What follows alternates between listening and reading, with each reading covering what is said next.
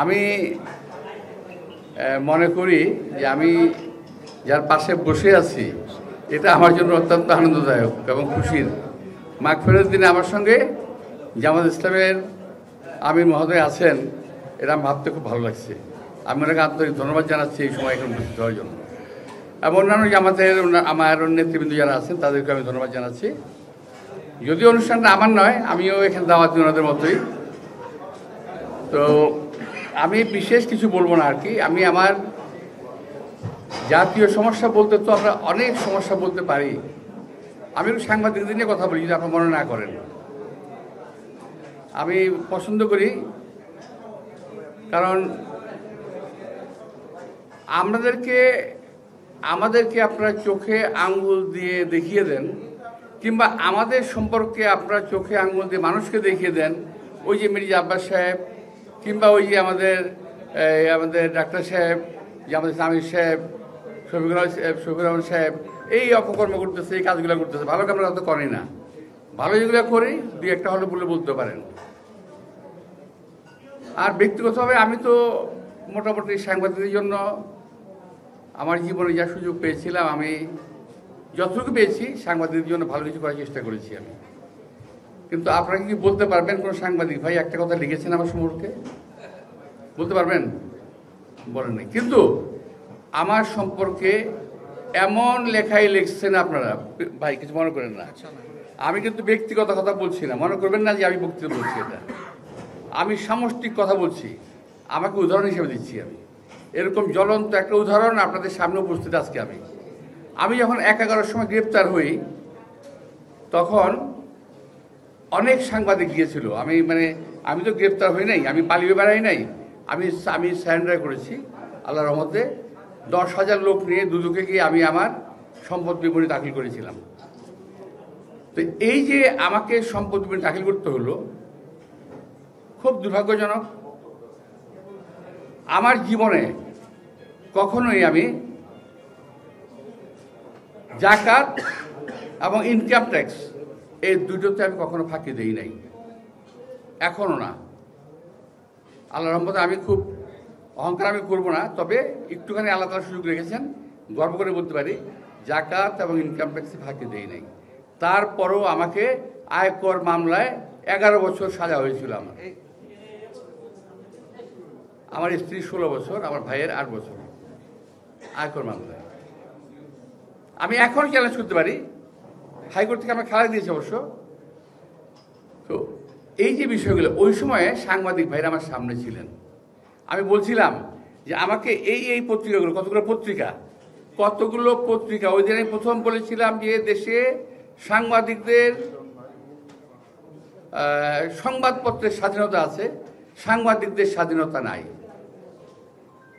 অর্থাৎ সাংবাদিকরা ইচ্ছা মতো লিখতে পারবে না। অর্থাৎ আমি যা বলছি, ইচ্ছা করলে এডিটর সাহেব কিংবা এই পত্রিকার মালিক কিংবা এই টেলিভিশনের মালিক এটাকে কাটছাট করতে পারবে, করে দেবে। ভাই কথাটা বললাম এই কারণে যে ওই দিন আমার সামনে কারা কারা বসা ছিল, আমি নাম যদি মনে করে বলি। প্রথম আলো, ইনকিলাব, মানব জমিন, আজকের কাগজ সহ 11টি পত্রিকা ছিল। ওনারা আমার গ্রেপ্তার অবস্থায় আমাকে প্রেস ব্রিফিং করতেছে। তা আমি তো অনেকগুলো কথা বলে গেছিলাম যে কেন আমি গ্রেপ্তার হচ্ছি। কারণ আমি বাংলাদেশে তৎকালীন সময়ের, আজকে আপনারা সকলে সাফার করতেছেন কিন্তু বলতেছেন না, লিখতেছেন না। কেন লিখতেছেন না আপনারা? আজকে ঢাকা শহরটা ডুবে যায় বৃষ্টি হলে। কেন? এই ঢাকা শহরে আমার জন্ম হয়েছে, আমার বাবার জন্ম হয়েছে, আমার দাদা জন্ম হয়েছে। এই ঢাকা শহরের রাস্তায় আমি সাঁতার কেটেছি। রাস্তায় একটা সময় ছিল যখন রাস্তা ছিল 5 ফিট নিচু, এখন রাস্তা 5 ফিট উঁচু, তারপর রাস্তাকে ডুবে যায়। তো আমি বলেছিলাম এই কথাগুলো, আমি ওয়েস্টমিনিস্টার থাকা অবস্থায় পরিচ্ছন্ন ভাষায় এই সমস্ত দখলদারদের বিরুদ্ধে আমি কথা বলেছিলাম। আমি কথা বলেছিলাম বসুন্ধরার বিরুদ্ধে, আমি কথা বলেছিলাম যমুনার বিরুদ্ধে, আমি কথা বলেছিলাম অনেক ভূমিদস্যুর বিরুদ্ধে কথা বলেছিলাম, কিন্তু আপনারা লেখেন নাই। আমি বলতে চাই সাংবাদিকদের সাংবাদিকতা যদি সঠিক না থাকে, সুন্দর না হয়, ভালো না হয়, আর আমার কথাটা যদি আপনারা ঘুরিয়ে পিছিয়ে লেখেন তাহলে দেশটা ক্ষতি হওয়ার সম্ভাবনা সমূহ অনেক বেশি। প্রিয় ভাইয়েরা, দেশের ক্ষয়ক্ষতির কিংবা ভালো মন্দের দায় দায়িত্ব রাজনীতিবিদরা 25% বহন করে। 25%, আমি মনে করি এটা 50% বহন করে আপনাদের এই সাংবাদিকরা, বস্তুনিষ্ঠ সাংবাদিক যারা আপনারা করেন তাদের উপর নির্ভর করে। যদি আপনারা মিথ্যা সাংবাদিকতা না করেন, যদি আপনারা মানে কারো দ্বারা প্রভাবান্বিত না হয়ে সাংবাদিকতা না করেন, যদি সঠিক কথাটা বলেন, তাহলে কিন্তু দেশটা অনেক আগে বেড়ে যায়। আচ্ছা, আপনার সাংবাদিকরা বলেন তো, সাগর রুনি হত্যা মামলার কতদিন হলো? 7-8 বছর না আর বেশি? 13 বছর। 116 বার চার্জশিট পিছানো হয়েছে। আচ্ছা, আপনার বুকে হাত দিয়ে বলেন কয়বার লিখেছেন আপনারা কথাটা? শুধুমাত্র যখন চার্জশিটে পিছানো হয় ছোট্ট করে লিখে দেন রুনি হত্যা মামলার, সাগর হত্যা মামলার 116 বার। আজকে দেখলাম 116 বার, একটা পত্রিকা ছোট্ট করে। এখন আপনারা যদি আরো যদি বলি যে এই যে একটা মেয়ে পুরা দেশটাকে কাঁদিয়ে, পুরা দেশটাকে, পুরা জাতির বুকটাকে ছিন্ন ভিন্ন করে একটা মেয়ে চলে গেল গতকাল, আসিয়া। আমি তার আত্মার মাগফিরাত কামনা করছি। তো আসিয়ার সম্বন্ধে আপনারা লিখেছেন, ভালো, খুব। কিন্তু এইরকম আসিয়া কি বাংলাদেশে আর নাই? কিংবা এই আসিয়ার চেয়ে করুণ আর কোন ঘটনা নাই বাংলাদেশে? এই বাংলাদেশে কি তনু হত্যা হয় নাই, রেপ হয় নাই? এই বাংলাদেশে মুনিয়া রেপ হয় নাই? এই বাংলাদেশে আরো মহিলা রেপ হয় নাই? আপনারা লিখছেন না কেন? কেন লিখেন না? বলবেন? বলতে পারবেন না, কারণ আপনাদের সাংবাদিকদের অনেকেই জায়গা মতো বসে আছে, যারা আপনাদের অনেকের সঙ্গে যোগাযোগ করেন। সরি, আমার কথা এরকমই হয় ভাই, আমি কি করব? জায়গা মতো বসে আছে, জায়গা মতো, এবং ওখান থেকে অনেকের সঙ্গে যোগাযোগ করে, সুতরাং লেখা হয় না, লেখা হবেও না। আমরা সাংবাদিক আমরা কেন লিখি না যে অমুক অমুক ব্যবসায়ীর সঙ্গে অমুক অমুক রাজনৈতিক দলের সম্পর্ক রয়ে গেছে, আছে,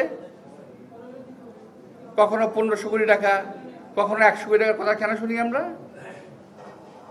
কেন আপনারা লেখেন না এগুলো? তো প্রিয় সাংবাদিক ভাইরা, আমার মুখটাই খারাপ, কি করবো, রোজার মধ্যে তার মধ্যে খারাপ হয়ে গেছে। আমি ক্ষমা চাই। আমি আবারও বলছি যে আপনাদের সাংবাদিকদের দায় দায়িত্ব অনেক অনেক অনেক। নিজেকে এক ছোট্ট সাংবাদিক ভাববেন না। সাংবাদিক ছোট হতে পারেন, কিন্তু আপনার কলমের কালিটা কিন্তু অনেক দামি। ওসির চাইতে মসির জোর অনেক, এটা কোন কবি বলে গেছেন? ওসির চাইতে মসির জোর অনেক। সুতরাং আপনাদের লেখা, আপনাদের বলা, আপনাদের কথাই কিন্তু জাতির অনেক লাভ হবে। আবার একইভাবে উল্টোভাবে অনেক ক্ষতি হয়ে যেতে পারে। সুতরাং প্রিয় ভাইয়েরা, আপনারা সুন্দর পরিবেশ ইফতার পার্টি আয়োজন করেছেন। বাইরে দেখলাম বেশ লম্বা, অনেক লম্বা, ছোট্ট একটা ডিএর অফিস আপনারা শুরু করেছিলেন, মনে আছে আপনাদের? ছোট্ট 10 ফিট বাই 12 ফিট হতে পারে আমার যতটুকু ধারণা। সেই অফিস আজকে অনেক বড় হয়ে গেছে। আপনাদেরকে আমি, যারা ফটো সাংবাদিক ভাইরা আছেন, তাদেরকে বোধহয় একটু জায়গাও দিয়ে আসছিলাম আমি ওখানে, ওই যে দৈনিক বাংলার উল্টা দিকে ফটো সাংবাদিক সেই সময় যতটুকু পারছি, সুযোগ যাই পাইছি, আপনাদের ক্ষতি করি না, উপকার করে গেছি। আমি যে আপনাদেরকে সাংবাদিকদের প্লট দিলাম ভাই, এই দুঃখের কথা আমি আজ জীবনের মধ্যে ভুলতে পারবো না। আমি একা আসামি, যারা প্লট নিল তারা কেউ আসামি না। আমার কি দুর্ভাগ্য, আপনাদের কি সৌভাগ্য দেখেন। সাংবাদিকরা কেউ আসামি না, আমি একা আসামি। কেস চলতেছে এখন পর্যন্ত। একজন সাংবাদিককে লিখছেন যে মির্জা আব্বাস সাহেব আমাদেরকে এই প্লটটা দিছে, আমরা দৌড়াদৌড়িও করি নাই, আমরা 2 টাকা অনেক ঘুষও দিই নাই, এক কাপ চাও খাওয়াই নাই, বরং উনি 1 কাপ চা খাওয়াই দিচ্ছে। বলছেন কোনোদিন? বলেন নাই, এখনো বলবেন না। আমার মামলা কিন্তু চলতেছে ভাই। আমি আর বলি জেল হলে হয়ে যেতে পারে, কিন্তু একটা সাংবাদিক একদিন কোর্টে গিয়ে জজ সাহেব কিন্তু বলতো, 10টা সাংবাদিক গিয়ে বলতো, জজ সাহেব আব্বাস সাহেব তো নির্দোষ, ওনাকে কেন মাফ করে আসতে হবে? বলেন না ভাই, জীবনে একটা শান্তি নিয়ে যাই, বলেন না। তো ভাই, আমার পাশে এই যেখানে আমার ডাক্তার সাহেব বসা আছেন, এখানে আমাদের যে বসা ছিল, এই যে আমাদের সভাপতি সাহেব বসা ছিল, আমি বলতেছিল যে আব্বাস ভাই আমরা কিন্তু প্লট পাই নাই। আমি বললাম, শহীদ রাষ্ট্রপতি জিয়া রহমান প্লট দিয়েছিল, যাদেরকে দিয়েছিল তারা তো আর নাই। তারপর আমিও দিলাম, যাদেরকে দিয়েছি তারাও নাই। আজকাল তো এখানে কেউ নাই। আর যাই হোক, তো এখন এভাবে তো হবে না, বরং যেটুকু প্লট দিয়ে আসছি ওই কাজটাকে আপনারা একটু ডাবল করে নেন, 4 গুণ বাড়ান, 20 তলা অ্যাপার্টমেন্ট করেন, সবাই অংশ নেন। আমি ওরা বুদ্ধি দিয়ে গেলাম আপনাদের সবাইকে। আন্তরিক শুভেচ্ছা, ধন্যবাদ। এবং আমার আজকে বক্তব্য হয় নাই, আমার মতো একটু প্রলাপ হয়েছে, আমি দুঃখিত। আমার প্রলাপের জন্য কেউ রাগ করবেন না, ক্ষমা। আমি একদম বাস্তব কথাগুলো বললাম ভাই, আমি বাস্তবে বিশ্বাসী, বাস্তব কথা বলতে ভালোবাসি। সবাইকে ধন্যবাদ। আসসালামু আলাইকুম।